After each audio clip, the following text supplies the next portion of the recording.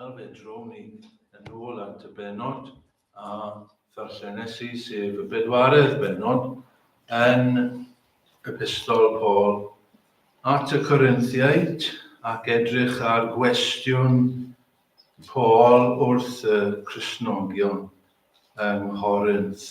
Chi'n ffeindio cwestiwn yn adnod 7. Beth sydd gennyt nad wyt wedi ei dderbyn? Beth sydd gennyt nad wyt wedi ei dderbyn? Mae'r adnod ar ei hun yn darllen fel hyn. Pwy sy'n rhoi'r agoriaeth i ti? Beth sydd gennyt nad wyt wedi ei dderbyn? Ac os ei dderbyn a wneithost, pam yr wyt yn ymffrostio fel pe baid heb dderbyn? Mae Paul yn yr adnod a thrwy'r cwestiwn yn atgoffa y Corinthiaid o ddarpariaeth Duw tuag atyn nhw. Darpariaeth, rhag ddarpariaeth Duw, neu lluniaeth Duw, rhagluniaeth Duw tuag atyn nhw. A mae yn athrawiaeth werthfawr iawn i ni, os yn ni'n Gristnogion, fod Duw yn dduw ragluniaeth. Dyna pam wedi dewis yr emynau, yn gwybod rhai nhw wedi canu'n ddiweddar, ond eisiau canu am ofal a darpariaeth a rhagluniaeth Duw. Oherwydd mae'n gysur i ni, ddyle fod yn gysur i ni, yn y byd yma. Yr athrawiaeth yma, fod Duw yn llywodraethu popeth. Mae yn llywodraethu pob ran o'i fyd e. Mae'n reoli pob peth. Mae'n cynnal, mae'n gweld, mae'n gweithio, mae'n lliwio, mae'n ymyrryd. Dyw ddim yn dduw fel na i bawb. Hyd yn oed i rai sy'n galw ei hun yn Gristnogion. Dyw ddim fel na. Ond dyna dduw y Beibl. A dyna'n Duw ni hefyd. O'r digwyddiadau mwyaf yn y byd yma. Beth bynnag i chi'n meddwl am pan fi'n dweud hwnna. Digwyddiadau mwyaf y byd yma. Digwyddiadau mwyaf y greadigaeth o ran hynny. I'r digwyddiadau lleiaf, Duw sydd yn reoli cyfan o gwynt sêr i gwynt adar. Mae Duw yn llywodraethu. Ni ddim wedi canu'r emyn yma, ond chi'n gwybod y geiriau. Mae'n gwylio llwch y llawr. Mae'n trefnu lluoedd neb. Wedi rhoi y dyfyniad hyn i chi o'r blaen gan y Puritan Thomas Watson. Rhagluniaeth yw'r llygaid sy'n gweld a'r llaw sy'n troi olwynion y greadigaeth. Dyna ni'r holl olwynion sy'n troi yn y byd yma, yn ffigurol, hynny yw. Duw sydd yn troi yr olwynion yna. Yn adnod y testun, mae Paul yn gofyn cwestiwn i y Cristnogion yng Nghorinth. Cwestiwn syml iawn. Syml iawn. Dim byd astrus o gwbl am hyn. Be sydd gennyt ar nas derbyniaeth? Be sydd gyda ti nad wyt ti wedi derbyn? Hynny yw, oddi wrth dduw. Dyfed, oddi wrth dduw. Duw sydd wedi rhoi i ti. Duw sydd yn darparu.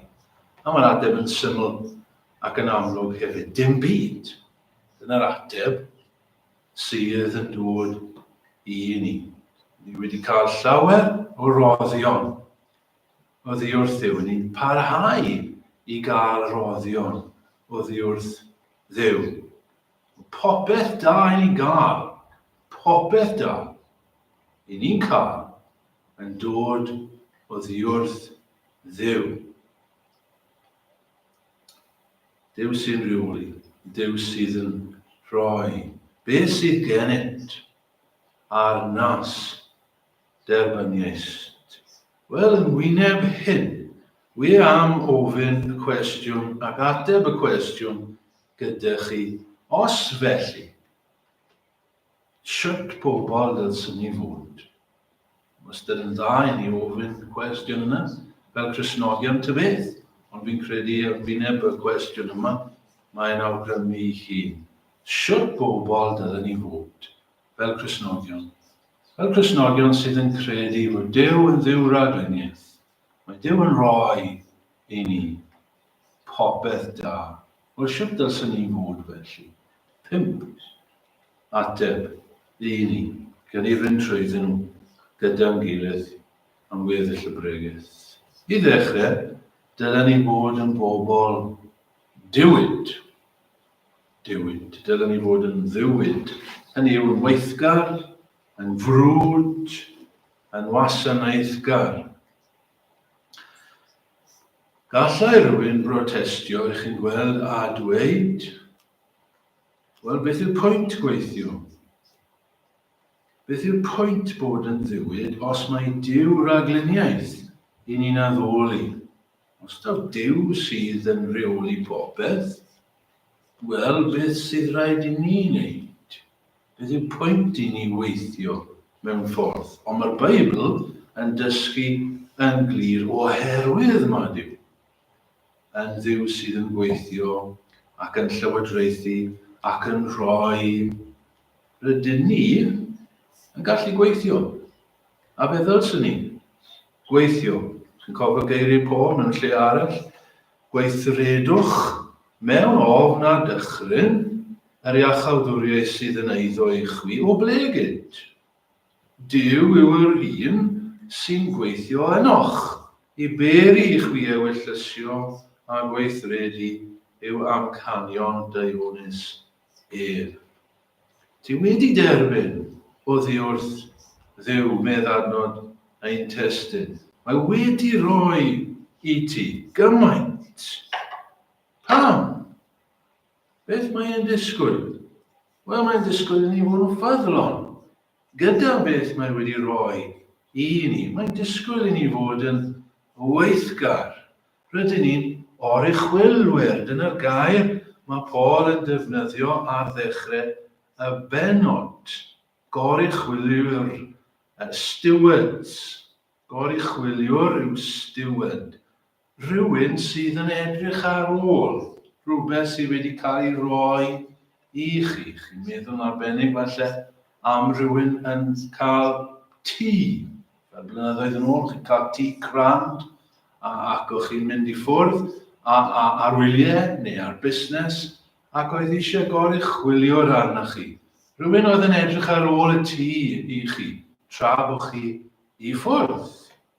Dyna oedd eich gwaith chwi. Mae Paul yn dweud, rydw i a Apollos a phawb arall oruchwylwyr. A mae'n gofyn y gwestiwn, beth sydd yn ddisgwyliedig mewn goruchwyliwr? Beth yw'r nodweddion? Beth yw'r rhinweddau eich chi'n disgwyl mewn goruchwylwyr? Wel, bod y person yn ffyddlon. Dyna'r prif peth. Bod y person yn chi'n gallu ymddiried yn nhw. Maen nhw'n weithgar. Sdim na chi boeni. Chi'n mynd i ffwrdd. O, bydd yn saff. Yn ei dwylo. Nhw. Atgoffa ni yn dydi o ddameg yr arglwydd Iesu Grist. Dameg y talentau i ni fel arfer yn cyfeirio at y ddameg. Chi'n cofio'r stori Iesu Grist yn dweud bod yna ddyn yn mynd yn ei brenin, yn mynd i ffwrdd, eisio i deyrnas, a mae'n galw rhai o'i weision ato fe. Goruchwylwyr, ac yn rhoi talentau iddyn nhw, rhoi bag o arian iddyn nhw, ac yn disgwyl iddyn nhw i wneud rhywbeth gyda'r arian yna. Disgwyl iddyn nhw fasnachu, disgwyl iddyn nhw fod yn weithgar ac ennill elw. Iesu Grist yw'r brenin. Cristnogion yw'r goruchwylwyr yma. Mae wedi rhoi pethau i ni. Ni'n dueddol i feddwl am talentau yn y ddameg. Mae'n anffodus y gair, achos mae talentau wedi dod i feddwl fel doniau naturiol sydd gyda chi. Ond mae hwnna'n rhy gyfyn i'r cymhwysiad. Y talentau yw popeth. Y mae Duw a Iesu Grist yn rhoi i ni yr holl gyfleon sydd gyda ni i fasnachu. Chi'n cofio beth sy'n digwydd? Mae rai yn mynd i ffwrdd ac yn masnachu ac yn gwneud fwy o elw. Ond roedd yna un oedd wedi gwneud dim byd. Ac mae Iesu Grist yn dweud bod Bryn, canon y gweision yma, da was, da ffyddlwn. Ond yr un yma, ddim wedi gwneud dim byd.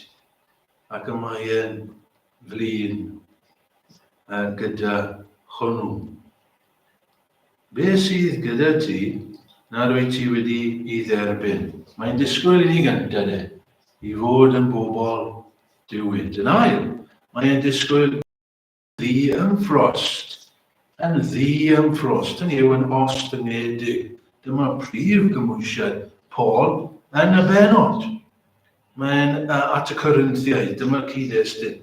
Roedd llawer o broblemau yng Nghorinth, fel i chi'n gwybod. A un o'r problemau mwyaf oedd ymfrost. Cristnogion yn ymffrostio, roedd yn ymffrostio yn bob math o bethau yn Corinth. Os chi'n darllen yr epistol, oedd rai yn ymffrostio i gallu, roedd rai yn ymffrostio i doethineb, dweud bod nhw'n ddoeth. Roedd rai yn ymffrostio i bod nhw'n ysbrydol mewn dyfynodau. Roedd rai yn ymffrostio i doniau ysbrydol. Meddwl am ddiwedd y llythyr, ynddo fe? Rai yn gallu siarad mewn tafodau pethau eraill, ac o'n nhw'n ymffrostio yn hyn. Rai ohonyn nhw'n ffrostio yn ei ryddid, bod nhw'n rhydd i wneud beth nhw'n moyn, fel Cristnogion. Rai yn nhw yn ymffrostio mewn dynion, cofio'r y dechrau. Rai yn nhw'n dweud, ni'n eiddo i Paul, a ni'n eiddo i Apollos, ac yn ymffrostio yn ei arweinwyr. A mae Paul yn goffa dweud wrthyn nhw, i chi'n ymchwyddo. I chi'n meddwl gormod ohonoch chi'ch hunan. You're puffed up. Be sydd gyda chi mewn gwirionedd nag i chi wedi derbyn yn y lle cyntaf. Does dim byd â chi ymffrostio ynddo fe. Mae Paul yn goffa dweud wrthyn nhw. Dyw sydd wedi rhoi i chi. Am chi'n ymffrostio fel bydda chi sydd wedi gwneud hyn. Does dim byd gyda chi ymffrostio ynddo fe. Ac i ni'n gallu ymffrostio yn dyn ni. Mewn bob math o bethau. Ni'n gallu ymffrostio yn gallu ni. Ni'n gallu ymffrostio yn cymeriad ni. Ni'n gallu ymffrostio yn gweithredoedd, yn llwyddiannau ni. Ni'n gallu ymffrostio yn y teulu. Ni'n gallu ymffrostio yn ein hythrawiaeth ni. Ni'n gallu ymffrostio yn y ffaith bod ni'n iach yn y ffydd. Ond beth sydd gyda ni? Nad i ni wedi derbyn mewn gwirionedd. Roedd Paul yn gallu ymffrostio. Mae'n dweud hynny yn dydy mewn lle arall. Os oes rhywun yn gallu ymffrostio, fi yw medd Paul. Oedd e'n gallu ymffrostio am ei fagwriaeth e. Oedd e wedi cael y magwriaeth gorau. Roedd e'n iddew. Dim jyst iddew yr iddewon. Roedd e'n Hebrewr o'r Hebreaid. Dim jyst unrhyw llwyth, Benjamin. Dan oedd y llwyth gorau i fod yn dyfed. Yn ei addysg oedd e wedi eistedd wrth draed Gamaliel. I grefydd e. Oedd e'n llawn sêr. Oedd e'n gallu ymffrostio yn y ffordd wedi cael ei achub. Ar y ffordd i Damascus, boes bach, sneb wedi cael trwedigaeth fel Paul. Fysa fe'n gallu ymffrostio yn hynny. Fe'n gallu ymffrostio yn y ffaith bod yn apostol. Fe oedd yr apostol olaf. Fe oedd yr apostol i'r cenedloedd. Fe'n gallu ymffrostio yn ei brofiadau. Ond dyma beth wedodd Paul. A dwyf yr hyn a dwyf trwy ras Duw. Dyna fe. Unrhyw beth wedi cael, mae oherwydd gras. Duw, gras yw rhywbeth rydyn ni'n derbyn oddi wrth Dduw. Oherwydd mae Duw yn dda. Dyn ni ddim yn heiddi. Fi'n cofio ffordd mae Paul yn dechrau y llythyr yma. Trwy atgoffa'r Corinthiaid yma o'i galwedigaeth. Pam oedd Duw wedi achub y Corinthiaid yma? Efe achos o'n nhw'n bobl ddoeth? Ife achos o'n nhw'n bobl dras uchel? Ife achos oedden nhw'n gyfoethog? Na, dim yn gwbl, medde Paul. I ddweud y gwir, mae Paul yn goffa dweud wrthyn nhw, Dyw y gyffredinol ddim â diddordeb mewn achub bobl fanna. Weithiau ni ddim yn deall.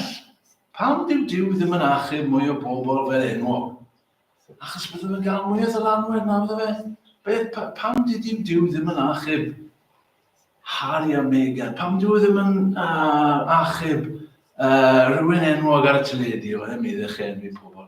Mae'n chi'n gwybod beth sydd â fi? Os mae jyst achub y bobl hyn, a bydde fe'n gallu cael dylanwad. Os dim diddordeb dy Dyw. Well gan Dduw achub bobl distydl. Fel y Corinthiaid. Pwy o'ch chi, medd Paul? O'ch chi'n rhywun arbennig? Na. Dim byd o bobl y byd yma. Pobl distydl. A phobl nid ydynt na Dyw yn gael. Fel nad yn frostiad ni o'i flaen ni. Aeth yr hwn sydd yn ysgrifennu yn frostiad yn yr arglwydd. Dylen ni fod yn bobl di-amfrost, gostyngiedig. Diwyd, di-amfrost, trydydd. Sut fath o bobl dylen ni fod? Dylen ni fod yn bobl dedwydd, bodlon. Geiriau pryn y dyddiau hyn, yn dyfu. Geiriau sydd ddim yn ffasiwn o y dyddiau yma.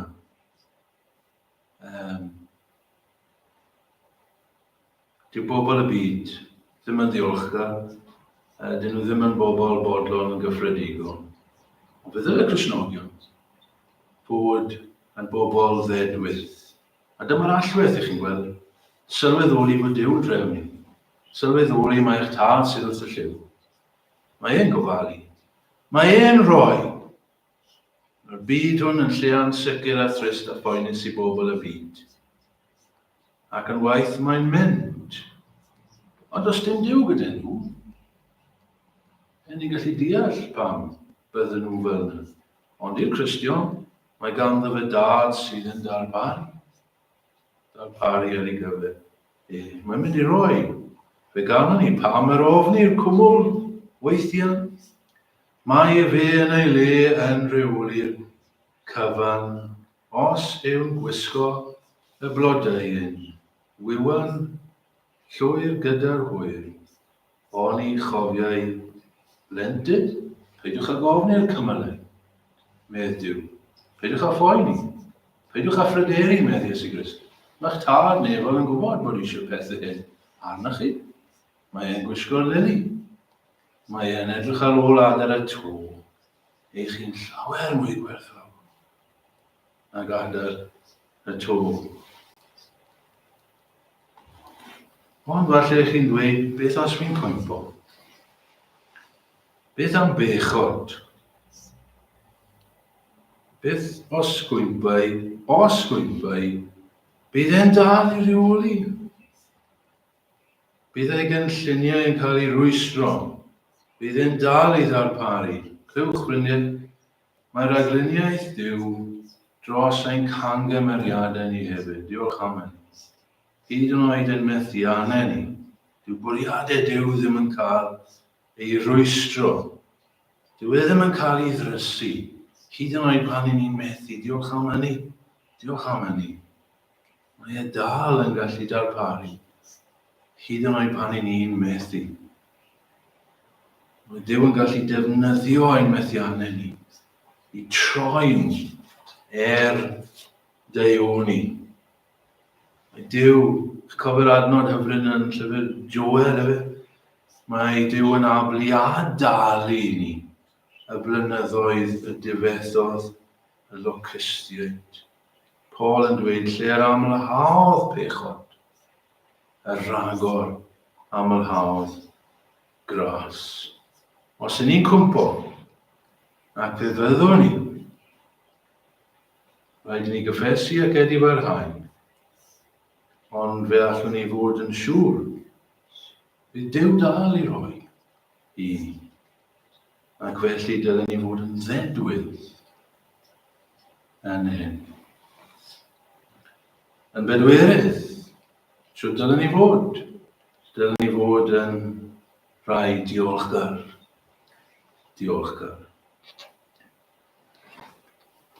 Dyma un o'r pethau ni'n ceisio dysgu'n plant o oedran cynnal i ddweud diolch ac i fod yn ddiolchgar. Ond chi'n gwybod, mae llai a llai o bobl yn diolchgar y dyddiau yma. Wedi gweld dros y blynyddoedd yn y gwaith. Llai a llai yn ddiolchgar am bethau. Wel, os yw Duw yn rhoi ni, fe ddylswn ni fod yn bobl ddiolchgar. Mae'n dal i roi i ni. Fe ddylswn ni fod yn ddiolchgar. Mae pob roddiad Deiwnus yn dod o ddichod. Ac felly dylen ni fod yn ddiolchgar. Dydi sy'n deilwng oll o'n can, ie. Yn greo'r mawr am Duw, dyddoniau ni, a hamgylch maint, bob awr yr wyf yn byw. Diolchaf am gysuron gwyw, wyf heddiw a'i mwynhau. Diolchaf hwy am ddoniau sy'n oesoedd i barhau.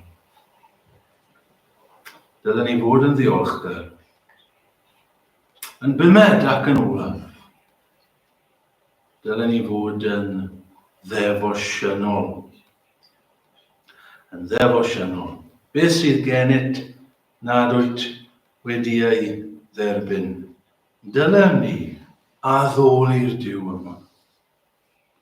Dylen ni garu'r Duw yma yn fwy. Os mae e'n rhoi ni ac yn parhau ddarparu ar ein cyfer ni, dylen ni ymddiried arno y fwy. Dylswn ni gweddio arno fe yn fwy hefyd. Cofio enw'r llyfr yna gan J.B. Phillips, Your God is too small. Your God is too small. Mae dal yn wir.